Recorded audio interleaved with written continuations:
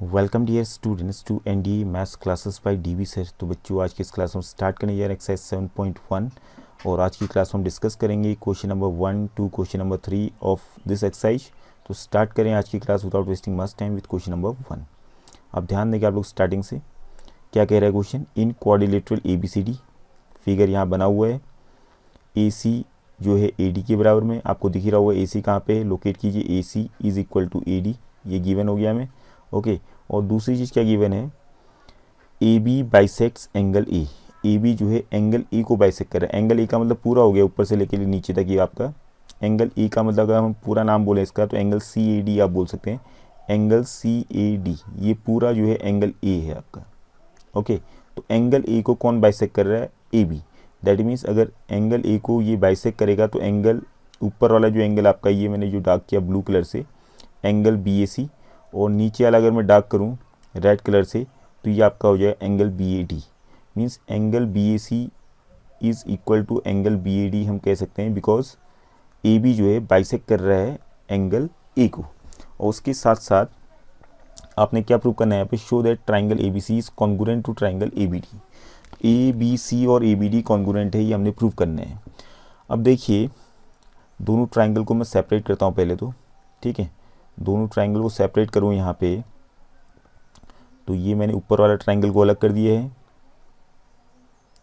Triangle ABC को अलग कर दिया, यहाँ से सेपरेट कर दिया है। और दूसरा जो ट्राइंगल था ट्राइंगल ABD, इसको ही मैंने सेपरेट कर दिया है, ठीक है। थोड़ा सा और बेटर तरीके से कर लेते हैं इसको। ये आपका हो गया ट्राइंगल ABD।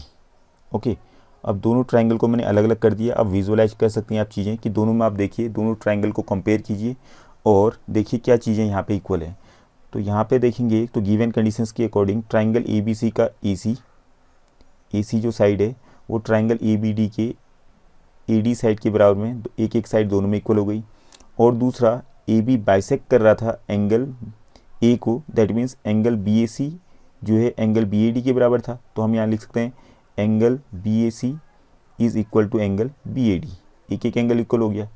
दो चीज़ें तो यहाँ पे गिवन कंडीशंस के अकॉर्डिंग हो गई। और तीसरी चीज़ आप यहाँ पे लोकेट कर सकते हैं चीज़ें। अब देखिए ध्यान देंगे आप लोग, यहाँ पे जो AB है, AB जो है AB के बराबर में होगा क्योंकि दोनों AB सेम ही है आपके, तो इसको हम बोलते हैं कॉमन। दोनों ट्राइंगल में कॉमन साइड है। ओके तो कॉमन साइड हमेशा इक्वल होगी।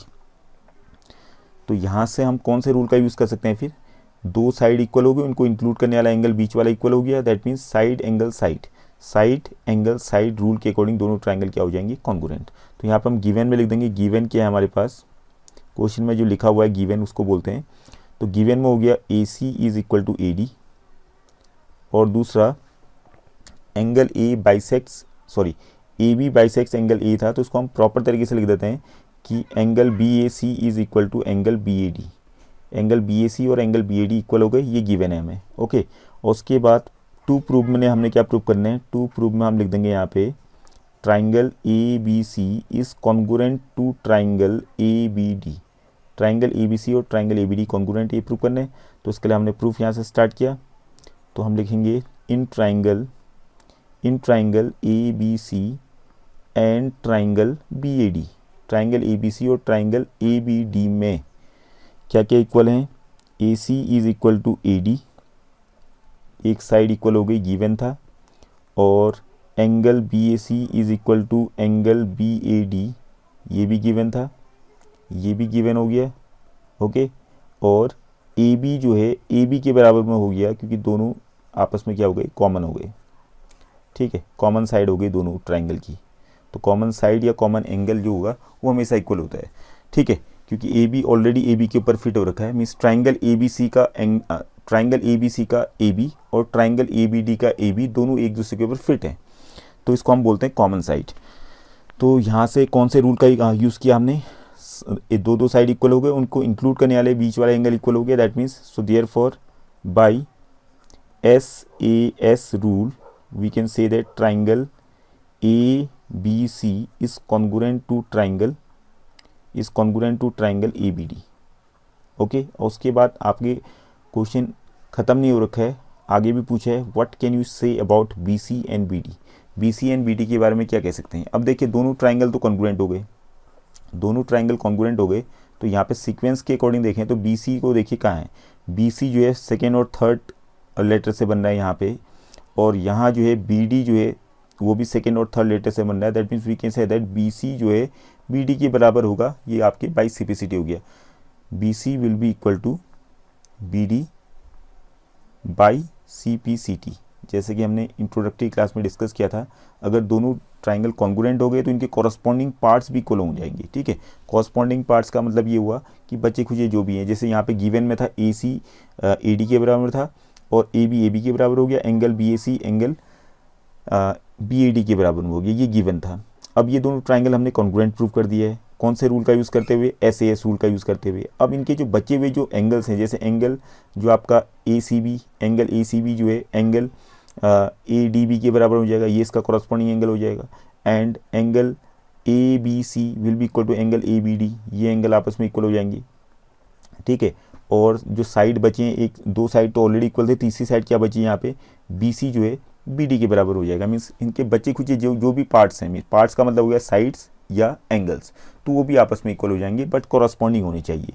तो यहाँ पे BC का कॉरस्पॉन्डिंग साइड क्या हो गया, BC का कॉरस्पॉन्डिंग साइड हो गया BD, तो BC और BD भी आपस में बराबर होंगे, उनको बराबर होना पड़ेगा बाई CPCT। तो CPCT का फुल फॉर्म मैंने पहले भी कहा था आपसे, corresponding parts of congruent triangles.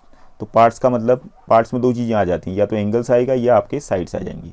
ठीक है, तो यहाँ पे हम कह सकते हैं corresponding sides of congruent triangles. अगर डिटेल में लिखना चाहें तो आप लिख सकते हैं corresponding sides of congruent triangles, क्योंकि दोनों ट्राइंगल आपने कॉन्ग्रुएंट प्रूव कर दिया है, तो और BC और BD आपस में क्या है, कॉरस्पॉन्डिंग साइड्स हैं इन दो ट्राइंगल्स की, कॉन्ग्रुएंट ट्राइंगल्स की। Okay, hope this is clear. तो अब चलते हैं हम नेक्स्ट क्वेश्चन में, क्वेश्चन नंबर सेकेंड की ओर। सेकेंड क्वेश्चन देखिए आप, ABCD is a quadrilateral in which AD is equal to BC। तो ध्यान देंगे AD कहाँ पे, उसको देखिए, AD ये हो गया आपने डार्क कर दिया मैंने रेड से, और ये किसके बराबर में है, BC के बराबर में, ये हमने इसको भी डार्क कर दिया है। तो हमें सामने सामने दिख रहा है कि AD कहाँ पे और BC कहाँ पे, दोनों आपस में इक्वल हैं। And angle DAB is equal to angle CBA। तो DAB कहाँ है, देखिए आप, DAB ये वाला जो एंगल जो मैंने डार्क कर दिया रेड कलर से, एंगल DAB पूरा एंगल को मैंने डार्क कर दिया है रेड से, is equal to angle CBA वाला ये वाला एंगल हो गया, इसको भी मैंने डार्क कर दिया है, फिगर में आप देख रहे होंगे। ठीक है, या मैं इसको ब्लू कलर से दोनों को डार्क कर देता हूँ, या ब्लू कलर से मैंने डार्क कर दिया है एंगल, ये आपका CBA हो गया, और एंगल BAD ये भी, इसको भी ब्लू कलर से डार्क कर दिया है, ये एंगल आपस में इक्वल है, ये हमें गिवन है। Prove that triangle ABD is congruent to triangle BAC। तो ट्राइंगल ABD और ट्राइंगल BAC को हमने कॉन्ग्रुएंट प्रूव करने हैं। तो ये भी सिंपली हो गया आपका, अगर दोनों ट्राइंगल को आप कंपेयर करेंगे तो दोनों ट्राइंगल में एक साइड ऑलरेडी इक्वल गिवन है, AD जो है BC के बराबर में है, और एक एंगल आपका गिवन है, angle DAB is equal to angle CBA। Okay, और तीसरा जो है AB भी यहाँ पे कॉमन साइड हो गई इसमें। देखिए आप, AB जो है दोनों ट्राइंगल में, अगर दोनों ट्राइंगल को आप सेपरेट करेंगे ऐसे, ये ट्राइंगल BAD ये हो गया आपका ट्राइंगल ABD, और दूसरा ट्राइंगल जो था आपका नीचे की ओर था, ट्राइंगल ये था, ट्राइंगल BAC। अगर दोनों ट्राइंगल को आप देखें यहाँ पे, तो दोनों ट्राइंगल में क्या है, AD is equal to BC हमें गिवन था, angle BAD is equal to angle CBA ये गिवन था, और तीसरा जो है AB के बराबर हो जाएगा, क्योंकि AP जो है दोनों का कॉमन साइड हो गया। ओके, तो यहाँ पे वही रूल लग रहा है, फिर से आप कह सकते हैं बाई SAS रूल, दोनों ट्राइंगल क्या हो जाएंगे, आपस में कॉन्ग्रुएंट हो जाएंगे। और BD क्या AC के बराबर में होगा, चेक कीजिए, क्या BD और AC कॉरस्पॉन्डिंग साइड्स हैं। तो यहाँ पे अगर आप सीक्वेंस की बात करें तो second triangle ABD is congruent to triangle BAC, ये कौन से रूल से हुआ, SAS रूल से। तो BD सेकेंड और थर्ड से बन रहा है, यहाँ सेकेंड और थर्ड से AC बन रहा है, दैट मीन्स सीक्वेंस के अकॉर्डिंग BD जो है AC के बराबर में हो जाएगा। तो बाई CPCT आप लिख सकते हैं corresponding parts of congruent triangles. वैसे एंगल ABD जो है एंगल BAC के बराबर में हो जाएगा, आप चेक कीजिए, दोनों एंगल क्या होंगे, एक दूसरे के कॉरस्पॉन्डिंग एंगल्स हो गए। तो बाई CPCT आप लिख सकते हैं, क्योंकि दोनों ट्राइंगल को आपने कॉन्ग्रुएंट प्रूव कर दिया है। जैसे कि मैंने इससे पहले भी कहा था आपसे कि दो ट्राइंगल अगर कॉन्ग्रुएंट हो जाएंगे तो उनके कॉरस्पॉन्डिंग पार्ट्स भी इक्वल हो जाएंगे, मीन्स कॉरस्पॉन्डिंग एंगल्स और कॉरस्पॉन्डिंग साइड्स भी इक्वल हो जाएंगे। जो बचे हुए हैं, गिवन तो था ही था, ये तो इक्वल थे ही थे, इनके अलावा जो बचे हैं, ठीक है, वो सारे भी इक्वल हो जाएंगे। मीन्स BD जो है यहाँ पे बचा क्या है, मतलब बी डी जो है बी सी के बराबर में हो जाए, सॉरी बी डी जो है ए सी के बराबर में हो जाएगा। ओके, और उसके बाद एंगल्स की बात करें तो एंगल डी जो है एंगल सी के बराबर में हो जाएगा by C P C T, और एंगल ए जो है यहाँ पे जो एंगल ए है, ठीक है, हाँ, एंगल ए जो है एंगल बी के बराबर हो जाएगा। यहाँ मीन्स हम पूरा डिटेल में लिखें तो एंगल ए बी डी जो है एंगल बी ए सी के बराबर हो जाएगा, ऐसा आप लिख सकते हैं। ठीक है, ये आप कह सकते हैं ट्राइंगल ए बी डी का एंगल बी और ट्राइंगल ए बी सी का एंगल ए, ये आपस में इक्वल हो गए। ओके, तो बाई सिंपलिसिटी आप लिख सकते हैं, that means A B D will be equal to angle B A C, by simplicity आप लिख देंगे। In the same manner come to question number 3। Question number 3 में देखिए, A D and B C are equal perpendiculars to a line segment A B. A B आपको बीच में दिख रहा होगा, ठीक है, यहाँ फिगर बना हुआ ऑलरेडी, ए बी आपको बीच में दिख रहा होगा, यहाँ ए बी आपको दिख ही रहा है, और ए डी और बी सी भी आपको दिख रहे होंगे। ए डी और बी सी क्या हैं, परपेंडिकुलर्स हैं और इक्वल है आपस में। परपेंडिकुलर का मतलब 90 डिग्री का एंगल बना रहे हैं, किसके साथ परपेंडिकुलर है, ए बी के साथ में। मीन्स बी सी जो है परपेंडिकुलर है ए बी के ऊपर में, और ए डी जो है ये भी परपेंडिकुलर है ए बी के ऊपर में। तो यहाँ पे दोनों जो है ए बी के साथ 90 डिग्री का एंगल बनाएंगे पहली बात, तो एक एक एंगल दोनों ट्राइंगल में 90 डिग्री का हो गया, और दोनों इक्वल परपेंडिकुलर्स हैं, that means B C is equal to A D, ये हमें गिवन है हो गया।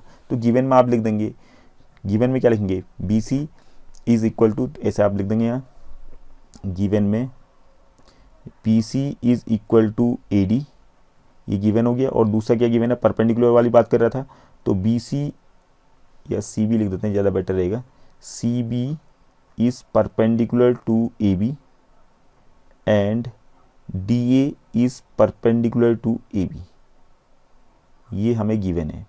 और टू प्रूव में हमने क्या करना है, show that C D bisects A B, C D जो है ए बी को बाइसेक्ट कर रहा है। मीन्स टू प्रूव में हमने क्या प्रूव करना है, टू प्रूव में आप लिख देंगे C D bisects A B. अब इसका मतलब मुझे क्या प्रूव करना है, सी डी अगर बाइसेक्ट करेगा ए बी को, that means C D A B को कहाँ पे मिल रहा है, ओ पॉइंट पे, तो ओ पॉइंट पे जो है ए बी बाइसेक्ट हो जाएगा, दैट मीन्स ओ बी और ओ ए इक्वल हो जाएंगे। अगर ओ बी और ओ ए इक्वल हो जाएंगे तो हमारा ये प्रूव हो जाएगा कि सी डी बाइसेक्ट कर रहा है ए बी को। तो हमने प्रूफ क्या करना है, ले देखिए, हमने ये प्रूव करना है कि ओ बी की जो लेंथ है और ओ ए की जो लेंथ है वो इक्वल है। अगर हमने इतना प्रूव कर लिया तो हम डायरेक्टली कह सकते हैं कि ए बी जो है बाइसेक्ट हो गया है। ठीक है, ए बी बाइसेक्ट हुआ तभी तो ओ बी और ओ ए इक्वल बने, तो और किसने बाइसेक्ट किया, सी डी ने, तो हम डायरेक्टली कह देंगे C D bisects A B after that. तो यहाँ पे प्रूफ में हम लिख देंगे। अब प्रूफ के लिए क्या करेंगे, इसके लिए हमें थोड़ा सा दिमाग लगाना पड़ेगा, क्योंकि यहाँ तो प्रूफ दैट कि ये ट्राइंगल को इसके कॉन्ग्रुएंट करो, ये तो प्रूफ कहीं पे लिखा नहीं है। तो हम थोड़ा सा अपना कॉमन सेंस लगाएंगे यहाँ पे, और ट्राइंगल ओ बी ए और ट्राइंगल ओ ए डी, इन दोनों को कॉन्ग्रुएंट करेंगे, और सी पी सी टी से आपका आ जाएगा, by C P C T से O B equal to O A आ जाएगा, अगर हम इनको कॉन्ग्रुएंट प्रूफ कर देंगे तो। यहाँ पे in triangle O B C and triangle O A D दोनों ट्राइंगल में गए हम लोग, देखा यहाँ पे क्या है, B C is equal to A D, ये गिवन था।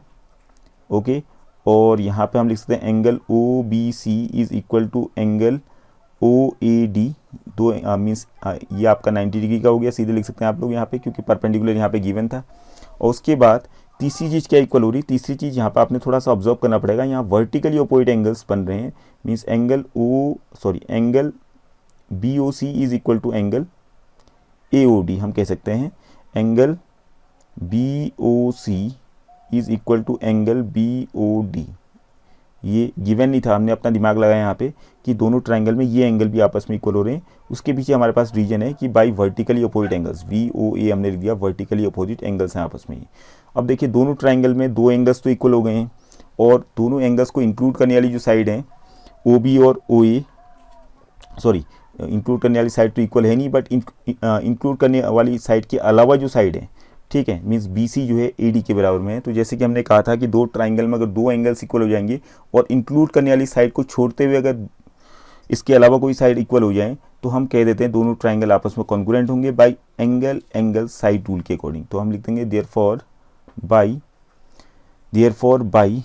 AAS rule triangle OBC is congruent to triangle OAD।